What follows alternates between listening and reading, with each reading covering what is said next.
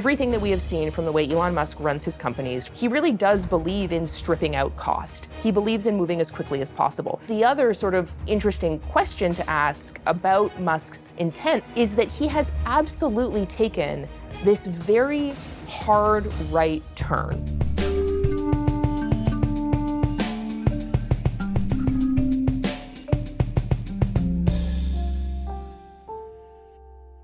Hello and welcome to GZERO World. I'm Ian Bremmer, and today we are talking about tech, the Trump administration, and what happens when Silicon Valley's move fast and break things ethos collides with the machinery of the U.S. government. In a few short weeks, Elon Musk's Department of Government Efficiency has fired thousands and thousands of federal workers, and they've moved to eliminate entire government agencies. Doge's actions have faced some pushback from the courts, but Musk says he is just getting started. Silicon Valley's ethos is move fast and break things, but the government isn't supposed to break. It's not a tech startup that can pivot its business model, and it can't reboot if a critical function collapses. So how does all this shake out? Is Doge's work the beginning of a necessary restructuring, or will it only inject too much chaos into the government system? In other words, will a Silicon Valley mindset make or break Washington? I am joined today by Wired Editorial Director Katie Drummond. But first, can the romance last? Over 2 months into President Trump's second term, his relationship with Elon Musk is still going strong. Need proof? Look no farther than Trump's Tesla infomercial, press event at the White House. What is this one, Elon? That's the Model Y. That's a Model Y, so I have a lot of information to put into price. $35,000, which is pretty low. Trump's transformation of the South Lawn into a Tesla dealership amid the company's tanking stock prices, a clear sign of how entangled their political and business interests have become. What's good for Elon Musk is good for Donald Trump, and vice versa. This man has devoted his energy and his life to doing this, and I think he's been treated very unfairly by a very small group of people. The alliance has defied predictions, though not for me, that a relationship between two famously impulsive, mercurial, and attention-loving billionaires is destined to go up in flames. Instead, Musk is everywhere in the Trump administration, attending cabinet meetings and shaking hands with world leaders and smiling in the Oval Office. Musk's Department of Government Efficiency has embedded itself across nearly every federal agency. The two sat for a joint interview in February with Fox News host Sean Hannity. He's a great person. He's an amazing person. He's also a caring person. I think President Trump is a good man, and he's, That's the way he said that. It's a stunning turnaround for two men who once traded public insults and really only got to know each other 8 months ago. But since Musk threw his support behind Trump last July, their interests have very closely aligned. Musk spent nearly $300 million to boost Trump's campaign, and Doge is helping the president deliver on his pledge to shatter the deep state, and also giving Musk massive influence over that government restructuring, which has made him the most powerful person in Washington, not named Donald Trump. Of course, money is a feature, not a bug, in U.S. politics, and plenty of tycoons historically, from Andrew Carnegie to the Koch brothers, have used their wealth to influence elections. But Musk isn't your average donor. He's the world's richest man, with direct control over major social media, space travel, auto manufacturing, and satellite communications. Not a power player, he's a power source. Now, Trump does have a history of discarding allies once they outlive their usefulness. Just ask Michael Cohen or Bill Barr or Mike Pence. Long list. Could Musk be next? Always possible. There are a few little cracks in the facade. Reports of an explosive meeting back in early March where Musk clashed with cabinet officials, and recent polling that shows half of Americans view Musk negatively. But that's not talking about Trump, who doesn't seem to have any problems with his top informal advisor, and Musk himself is all in, risking Tesla's stock price, his reputation, and whatever remains of his contrarian outsider status to prove his loyalty, which is Trump's most valuable currency. If Musk becomes more trouble than he's worth, or seriously jeopardizes the GOP's midterm prospects, maybe there's a chance the alliance could unravel, but I doubt it. And until then, the state of their union is very strong. Joining me today to help break down Musk's influence in Washington and big tech's bet on the Trump administration, Wired Editorial Director Katie Drummond. Katie Drummond, welcome to GZERO World. Thank you for having me. I'm so happy to be here. So much to talk to you about. I want to start with Doge, of course, because Yes. it's been the big story. And should it be, if we focus on all the things over the first couple months of the Trump administration, do you believe that that is the top story? I do. I mean, look, there is so much for a journalist to be covering right now, and there is so much happening on a daily basis, right? It's this constant stream of Trump-imposed, Trump-induced chaos. And we see that playing out everywhere, right? We see it playing out with immigration, we see it playing out with tariffs. But with Doge, we are looking at and talking about the manifestation of what does it mean to have the richest person in the world arm in arm with the president, enacting his ideal scenario, sort of what Elon Musk thinks needs to happen within the entire apparatus and infrastructure of the federal government. I mean, we are talking about every federal agency that supports and sustains this entire country. So in the context of Doge, you might say, well, we're talking about, 100 people work for Doge, give or take. They're doing this, they're doing that. It's being sort of rebuffed in the courts. Should anyone be concerned about this? Well, of course you should. I mean, we're talking about Elon Musk, who essentially paid his way into the White House, now taking a machete or a hacksaw or a chainsaw or whatever sort of violent metaphor you want to use to the infrastructure that underpins this country. So yes, it's a huge story. Is it fair to say that this is a revolutionary effort? Without a doubt. I mean, I think that you're spot on. We have never, at least in any sort of American history that I'm familiar with at almost 40 years of age, seen this kind of rapid attempt to dismantle the federal government. I mean, the federal infrastructure. We have seen in recent weeks, in recent months, entire federal agencies effectively being dismantled. I mean, Elon Musk is trying to overthrow the federal government as we know it. So there is absolutely sort of this revolutionary undercurrent that we are seeing play out. And even when, at Wired, we've reported on some of the recruiting efforts that went into trying to bring young technologists into Doge, right? So this was playing out on message boards, forums for alumni in particular, or intern alumni of Elon Musk's companies. And the messaging that was being sent out was, come and save the United States. Come and rescue this country. I mean, the language that these individuals have used to recruit into this effort suggests that even they themselves see this in revolutionary terms. Now, whether that revolution is for good or for ill obviously depends on who you ask. If you ask, the individuals working for Doge, if you ask Elon Musk, they're doing the right thing. They are undertaking a revolution to save the United States. If you ask any of the civil servants or the federal workers who've lost their jobs in recent weeks, or many of the individuals that we've spoken to at Wired, there is a deep, deep, deep sense of concern, of dread that this revolutionary effort will destroy so much of what powers this country. So let's first talk about what it is they are trying to do, because, I mean, publicly, what we hear is they want to reduce cost, right? They want to improve efficiency, and they certainly want to undermine the so-called deep state, those who are weaponized or politicized against Trump and against a series of political leaders. If you needed to prioritize those efforts as you've seen them so far, as well as add any others that you see them engaged in, how would you describe that to our audience?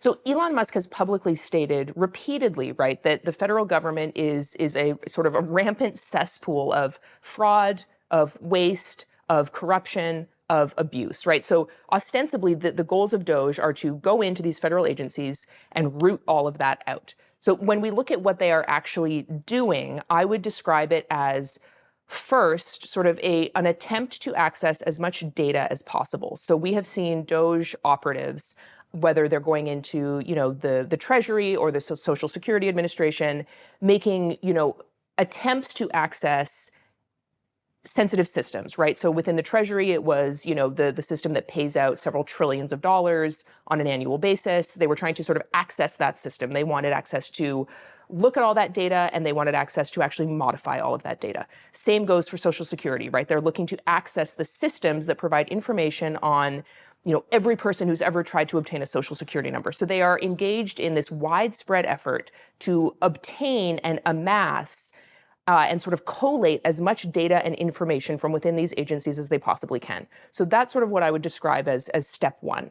Step two is they are, as you stated, and as Musk has sort of stated publicly, they are attempting to strip as much cost as possible out of these agencies, from what we can tell. So we see that play out in these layoffs that have sort of swept across the federal government in the last few months, right? With tens of thousands of federal workers losing their jobs. We have seen it play out with USAID, right, where all of a sudden, millions of dollars in federal aid, in grants, in humanitarian aid was essentially just kneecapped, right? If it was just cut off. So they are attempting to basically sort of throttle federal agencies and their ability to spend money. We also saw this play out, as Wired has reported in a few instances, where Doge actually shut off government credit cards. So what we are seeing is, I would say, there's one piece of it that is, accumulating and accessing as much data as possible.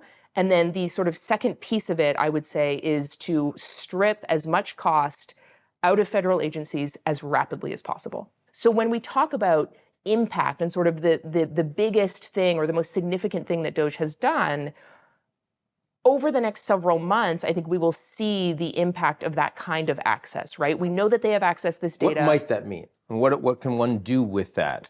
Well, I mean, we have certainly talked to experts who are speculating, right, that in amassing access to all of this data on Americans and on non-citizens who have attempted to, live and work in the United States, well, think about what you could do if you were able to access all of that data, maybe apply AI and automation to examine that data, that you are then able to potentially do very damaging things with that information at the behest of the president, at the behest of, the Department of Defense, the Department of Homeland Security. I mean, when you juxtapose, I think what we're seeing with deportations, what we're seeing with detentions at the border, we have been told that the risk of Doge and Musk and Trump having this kind of access, right, this unmitigated, unfettered access, well, you could use that information in any kind of sort of specific targeted way towards individuals whose politics you don't like, whose work you're not a fan of, right?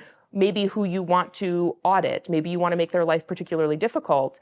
If you have Doge operatives able to access and play around with that data and that information, that then opens you up to a whole new world of risk that I don't think even I have completely wrapped my mind around, certainly that I don't think the American people have wrapped their minds around. Now, transparency, as far as I'm concerned, there hasn't been very much of it. So other than sort of what journalists are learning about what Doge is doing, we're not entirely sure what kind of access they do and don't have. Do we have any view at this point, any educated view on intent? Because so much of this, it's not just about capabilities. You're talking about speculating what they might do given access to that data. Do you have any view on Elon's intent and how it aligns with and perhaps is different from that of President Trump? I have two educated guesses on this. There's one that I think is sort of more superficial, which is everything that we have seen from the way Elon Musk runs his companies, from the way he took over Twitter and turned it into X, that entire playbook now playing out within the federal government, he really does believe in stripping out cost. He believes in moving as quickly as possible. He fired people at Twitter like immediately. Large numbers. Everyone said it was going to break. Turned out it was fine, but nonetheless, relatively fine. You tell me if you think that's a better user experience than it used to be. We could debate about that. We certainly can. Sure, the company but still it didn't exists. fall apart. The point didn't fall apart. Yeah. So fundamentally, I think that he thinks that he is taking that sort of Silicon Valley Elon Musk playbook, applying it to the federal government. He thinks he genuinely thinks, and his intention is to do exactly what he says: root out fraud, cut cost, eliminate waste, strip the federal workforce down exponentially, right? Sort of just take this thing down to the studs, automate it. That is certainly one piece of the intent.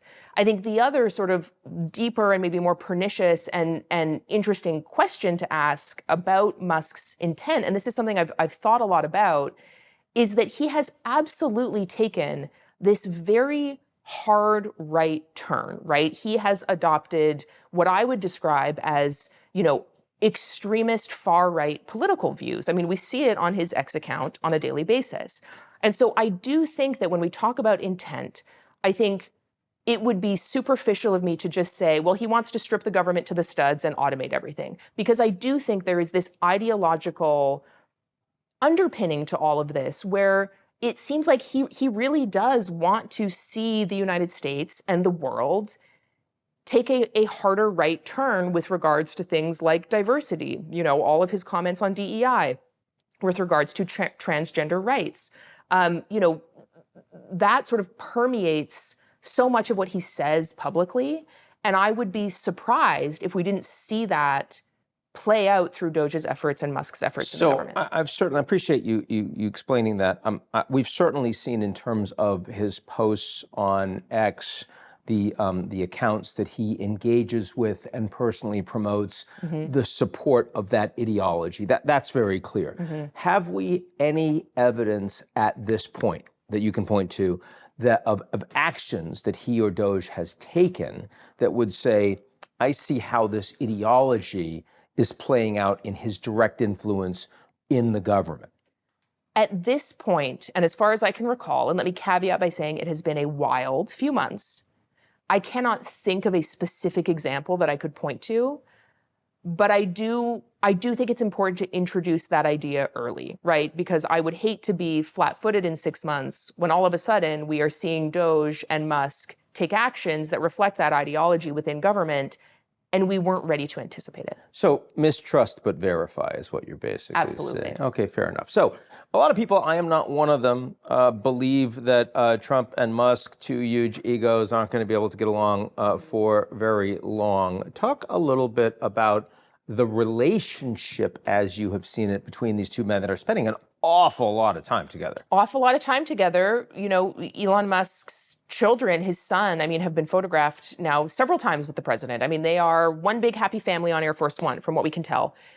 Everything I have seen, everything we know, they get along great. Trump seems to really like the guy. I can't say the same for people in Trump's inner circle, from everyone we have talked to in and around the administration. Well, sure, because he's pushing him aside to a degree, right? That same fondness is not shared.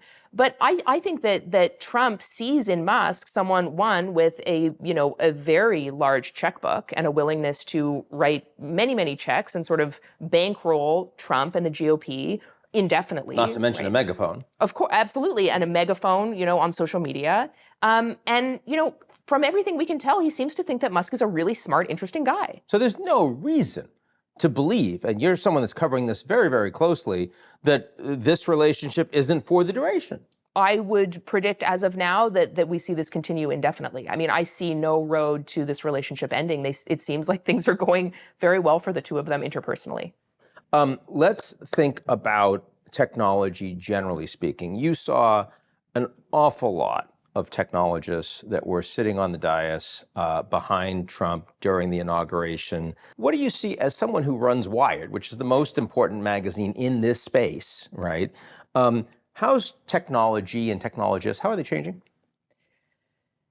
Complicated. If I could give you a big picture answer, I think the big picture answer is reflected in these photos that we saw at the inauguration, right? Which is, how is the technology industry changing? Well, I think that not only are they saying, we're going to work with this administration, which, sure, you run a massive technology company, you need to work with the federal government, you need to work with who's in office. But not only are they acknowledging that, I think they are going a step further in some cases and saying, well, but I'm also going to use this administration and the tools I have at my disposal to meet my own end goals. So I think Sam Altman is a really good example of this, right? Sam Altman is, I think, sort of a notoriously intelligent is maybe the wrong word, strategic and, perhaps manipulative leader of a technology company. I think this has been reported many, many times before. He knows how to work a room. He knows how to play to get what he wants. He was, very receptive to a Trump administration on social media. He wrote a check for $1 million for the president's inauguration. He attended the event. And I think, a day later, 2 days later, he's standing with Donald Trump announcing a massive infrastructure plan to build out, AI data centers across the United States. Sam Altman is similar to Mark Zuckerberg, I think, very willing to sort of turn the screws and play the game to facilitate their financial success. So I think we are seeing it sort of play out across a spectrum. I don't want to lump all of big tech into one category, but we are absolutely seeing a very different version of these companies and these leaders than we did in 2016. I think there's an example that I come back to a lot because I thought it was such a pointed example of Airbnb. Brian Chesky, the CEO of that company. I remember during the first Trump administration, they took a very hard line around Trump's comments regarding immigrants, people from garbage countries. I mean, all of this just awful rhetoric. They designed an entire advertising campaign based on those comments. Brian Chesky himself came out and said, the president is on the wrong side of history. I mean, they were very inconceivable forceful. He'd do that right now, right? Shocking. I mean, we at Wired, That's I will correct, tell you, right? absolutely. Yeah. Oh, no, it's not going to happen. And Right. we are told repeatedly in our reporting when we reach out to these companies, they don't want to talk about politics. Don't ask, no comment, we have nothing to say. I mean, there are very few technology executives right now who are even willing to open their mouths about what is going on in the Trump administration. So that makes me want to ask you about you. And I mean Wired broadly. I mean, as I see the investigative journalism that you and your writers are leading, as I look at the stories that you are uncovering and writing about, it's obviously, in many cases, quite oppositional. I wonder what kind of pushback you are feeling, how that is changing your mission, to the extent that you feel like there are some stories that are actually really too hot for you to engage in because it would risk blowback, either from advertisers or directly for your ability to continue to function. How do you think about that? We are completely independent journalists in media. We do our jobs every day. We have felt no pressure from the Trump administration. I think the only pressure we feel is self-imposed. Call me again in a month, right? I mean, we are very early in this administration. I think we are eyes wide open about potential risks, and we spend a lot of time talking about potential risk. We want to be prepared for any situation that might arise. But as of this moment, I'm going to finish this interview. I'm going to go top edit a story, and we're going to publish it. I mean, that's what we're going to do today. Katie Drummond, thanks for joining us today. Thank you for having me.